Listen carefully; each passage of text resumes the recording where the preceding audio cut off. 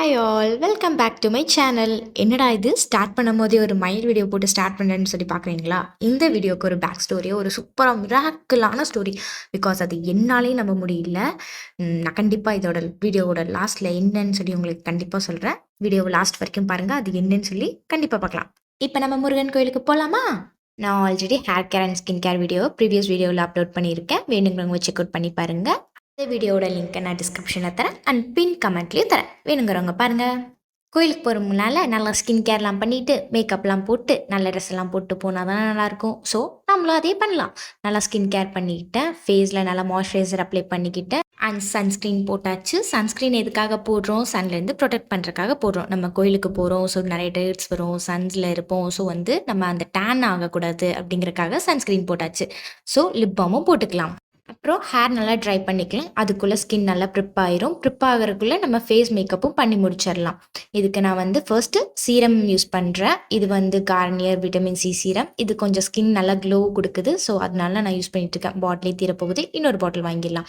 இதை நல்லா நம்ம கை வச்சு நல்லா அப்ளை பண்ணிக்கலாம். எல்லா இடத்துலையும் நீங்கள் என்ன அப்ளை பண்ணாலும் இயர்ஸ் அண்ட் நெக்ஸ்ட்க்கும் சேர்த்து அப்ளை பண்ணுங்கள். இல்லாட்டி நான் ஃபேஸ் ஒரு கலரில், காது ஒரு கலரில், கழுத்து ஒரு கலரில் தெரிஞ்சால் நல்லாவாக இருக்கும். இல்லை, கண்டிப்பாக இருக்காது. ஸோ எல்லாத்துக்கும் சேர்த்து அப்ளை பண்ணிக்கோங்க. நான் எல்லாம் நல்லா போட்டு அப்ளை பண்ணிவிட்டு கொஞ்சம் நேரம் ஹேர் ட்ரை பண்ணுறேன். ஃபிங்கர்ஸ் டே நான் ட்ரை பண்ணிக்கிறேன். சீரம் அப்ளை பண்ணி முடிச்சுட்டு மாய்ஸ்சரைசர் அப்ளை பண்ணிக்கலாம். நான் பாண்ட்ஸ் ஹைலரானிக் அந்த மாய்ஸ்சரைசர் யூஸ் பண்ணுறேன். இது கொஞ்சம் நல்லா இருக்குது, ரொம்பவே நல்லா இருக்குது. இது ரொம்ப அஃபர்டபுளும் கூட. ஸோ இது காம்பினேஷன் ஸ்கின்னாக இருக்கிறீங்களா இல்லை ஆயில் ஸ்கின்னாக இருக்கிறவங்களுக்கு இந்த மாய்ஸ்சரைசர் யூஸ் பண்ணி பாருங்கள். நல்லாயிருக்கும், ஸ்கின் நல்லாயிருக்கும், சாஃப்டாக தெரியும் உங்களுக்கே. மாய்ஸ்சரைசர் அப்ளை பண்ணதுக்கப்புறம் நான் ஒயிட் டோன் அப்ளை பண்ணுறேன். இந்த white tone and white powder நான் ஆல்ரெடி ப்ரீவியஸ் ஷார்ட்ஸில் கொடுத்துருப்பேன். அதோட லிங்க்கும் நான் டிஸ்கிரிப்ஷனில் தரேன். வேணுங்கிறவங்க செக் அவுட் பண்ணி பாருங்கள்.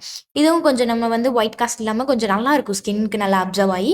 எனக்கு இந்த மேக்கப் எனக்கு ஆல்மோஸ்ட் 4 ஹார்ஸ்க்கு மேலே நான் வெளியெல்லாம் சுற்றுனதுக்கப்புறமும் சரி, எல்லாமே எனக்கு கொஞ்சம் நல்லா ஸ்கின் நல்லா பிரைட்டாக இருக்கும். நான் யூஸ் பண்ணதுக்கப்புறம் உங்களுக்கே தெரியுதா ஒரு பிரைட்னஸ் கொடுக்குதுல, இதே மாதிரி தான் டே ஃபுல்லாகவே எனக்கு இருந்துச்சு. வேணுங்கிறவங்க இந்த ப்ராடக்ட்டும் ட்ரை பண்ணி பாருங்கள். நான் ஐஷேடோ பேலட்லேயே ஐப்ரோ பண்ணிக்கிறேன். என்னோட ஐப்ரோ பேலட் உடஞ்சி போச்சு. ஸோ நான் இதுலேயே ஐப்ரோ ஃபில் பண்ணிக்கிறேன்.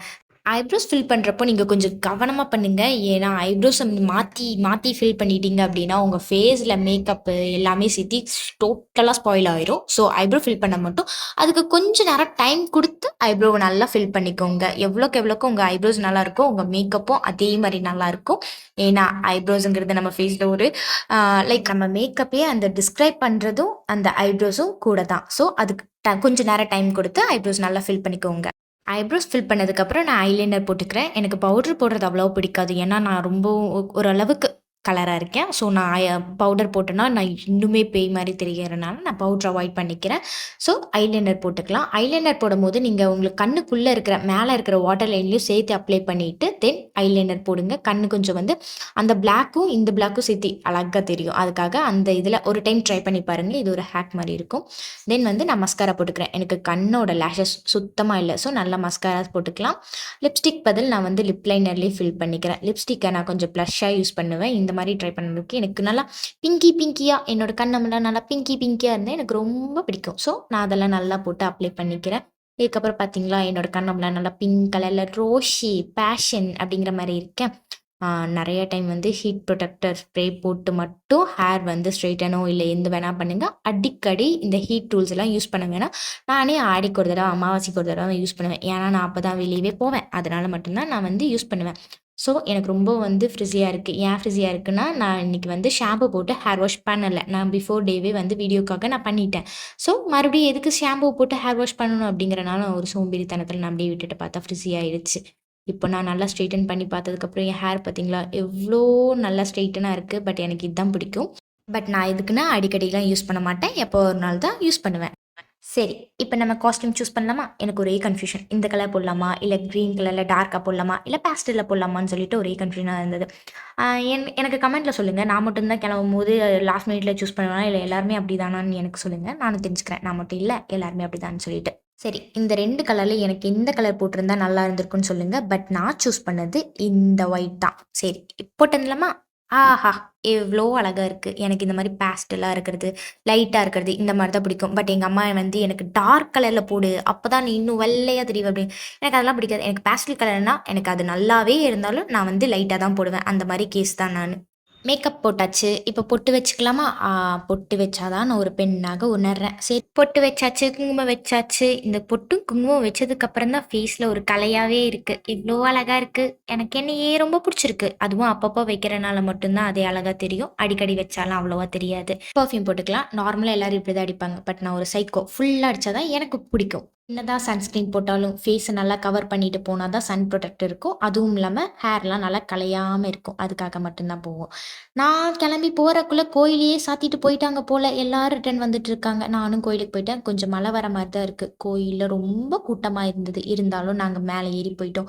ஐயோ! ஸ்டெப்ஸ் போகுது, போகுது போயிட்டே இருக்கு.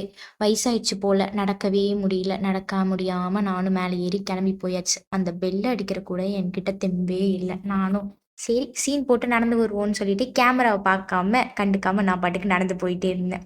ஒரு வழியா கோயிலுக்கு ரீச் ஆயாச்சு. கோயிலுக்கு போனதுக்கு சாமிய பார்த்துட்டு நல்லா இருந்தேனோ இல்லையோ, இந்த வியூவ பார்த்துட்டு செம்மையா இருந்ததுங்க இந்த வியூ. பார்க்கறக்கே அவ்ளோ அழகா இருந்தது. சுத்தி இந்த நாமக்கல்லே தெரிஞ்ச மாரி இருந்தது. நான் சொல்ல மறந்துட்டேன்ல. நான் நாமக்கல். கோயம்புத்தூர் பொண்ணு. நாமக்கல்ல வந்து செட்டில் ஆயிட்டேன். என்ன பார்த்தீங்களா? சரி வியூவ பார்த்துக்கலாம். மலைக்கோட்டை இங்க இருக்கிறது. நானும் இந்த வீடியோல என் வீடு எங்கடா இருக்குன்னு தேடிட்டு இருந்தேன். பட் என் கண்ணுக்கு அவ்வளவா தெரியல. இந்த வியூவ பார்த்தாலே எனக்கு ரொம்ப பிடிச்சிருந்தது. ரொம்ப அழகா இருந்தது. இந்த நாமக்கல் சிட்டி எவ்ளோ கியூட்டா தெரியுது.